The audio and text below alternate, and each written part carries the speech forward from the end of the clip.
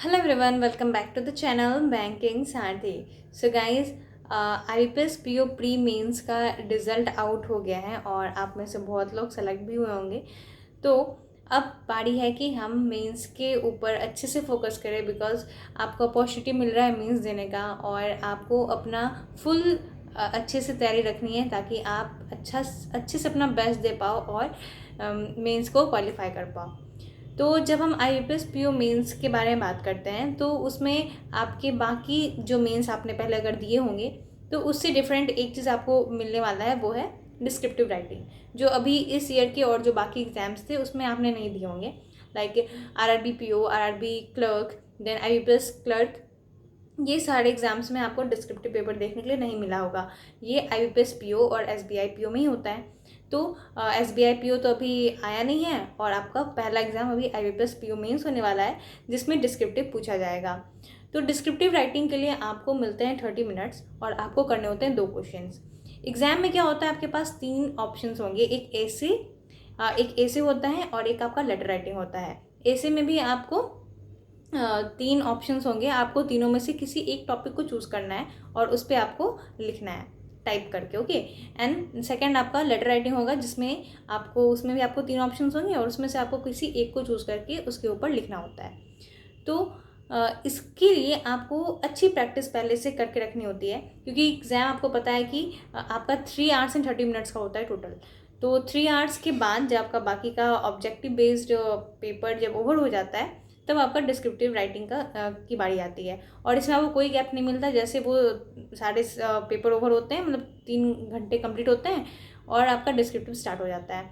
तो एक exhausted mind से फटाफट से लिखना, और ऐसे टॉपिक पे जो कि आपको बस उसमें मतलब आपको फटाफट से चूज़ करना है कि आपको तीनों में से कौन से टॉपिक पे अटेम्प्ट करना है और आपको उस पर लिखना होता है। यानी आपको टाइपिंग भी करनी है, सोचना भी है और आपको स्पेलिंग मिस्टेक्स का भी ध्यान रखना है, देन करेक्ट फॉर्मेट का भी ध्यान रखना है, उसके बाद वर्ड लिमिट का भी आपको ध्यान रखना पड़ता है।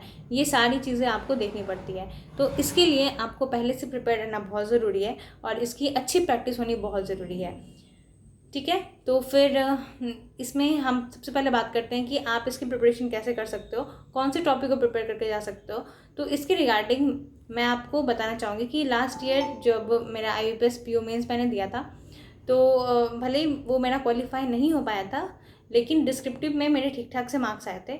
और इसके लिए मैं आपको सजेस्ट कर सकती हूँ, या मेरे से जो गलती हुई उससे सीख कर भी मैं आपको सजेस्ट कर सकती हूँ कि आपको जो रेलिवेंट टॉपिक्स हैं, जो कि ज़्यादा कॉमन टॉपिक्स हैं जो एडिटोरियल्स में आते हैं, तो वो उससे रिलेटेड आपको ऐसे में देखने मिलता है। तो मैंने कैसे प्रिपेयर किया था कि आप जिस भी एजुकेटर को फॉलो करते हो, मैंने जिन्हें फॉलो किया मैं उनका आपको बता सकती हूँ, निमिषा मैम और विशाल सर। इसकी आप यूट्यूब पे भी अगर सर्च करोगे तो उन्होंने फॉर्मेट बताया हुआ है कि आपको किस तरह से अटेम्प्ट करना है।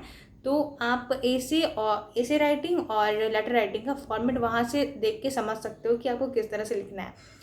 बात रही रेलेवेंट टॉपिक्स की, तो भी एग्ज़ाम जैसे ही क्लोज आएंगे तो आप उनको फॉलो करो, वो ज़रूर आपको एक हिंट देंगे कि किस टॉपिक को ज़्यादा वेटेज देना है। तो आप उससे रेलेवेंट टॉपिक्स के बारे में थोड़ा इन्फॉर्मेशन गैदर कर लो और उसी पे अपनी टाइपिंग प्रैक्टिस कर लो। ठीक है, और लेटर राइटिंग के लिए ऐसे तो ठीक है कि आपको थोड़ा बहुत उसके लिए आपको आइडिया होना चाहिए कि उस टॉपिक से, ताकि आप उस पर फटाफट से लिख पाओ। लेटर राइटिंग के लिए आप अपने आप को पहले से प्रिपेयर बहुत अच्छे तरीके से कर सकते हो।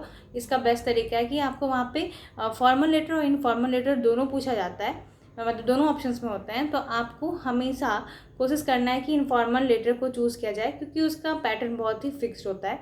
एक फिक्स पैटर्न पे आप कुछ लाइंस उसकी फिक्स्ड होती है, स्टार्टिंग की लाइंस उसकी फिक्स्ड होती हैं, आप उसे याद भी कर लो तो आपको वहाँ पे बहुत हेल्प मिल जाती है, क्योंकि स्टार्टिंग के लाइन ऑलमोस्ट सेम ही होते हैं और बहुत ही स्पेसिफाइड टॉपिक्स होते हैं फॉर्मल लेटर राइटिंग के, तो वो आपको ज़्यादा हेल्प करेगा। तो आप अभी से उसकी अच्छी प्रैक्टिस स्टार्ट कर दीजिए। और जो एजुकेटर्स मैंने कहा है तो आप उनको भी फॉलो करके देख सकते हैं कि उन्होंने किस तरह से बताया हुआ है कि किस तरह से आपको इस पेपर को अटेम्प्ट करना है, कैसे डिस्क्रिप्टिव राइटिंग की प्रिपरेशन करनी है। तो इसके रिगार्डिंग कुछ डाउट आ रहे थे, तो उम्मीद करती हूँ इस वीडियो में आपके डाउट क्लियर हो गई होगी।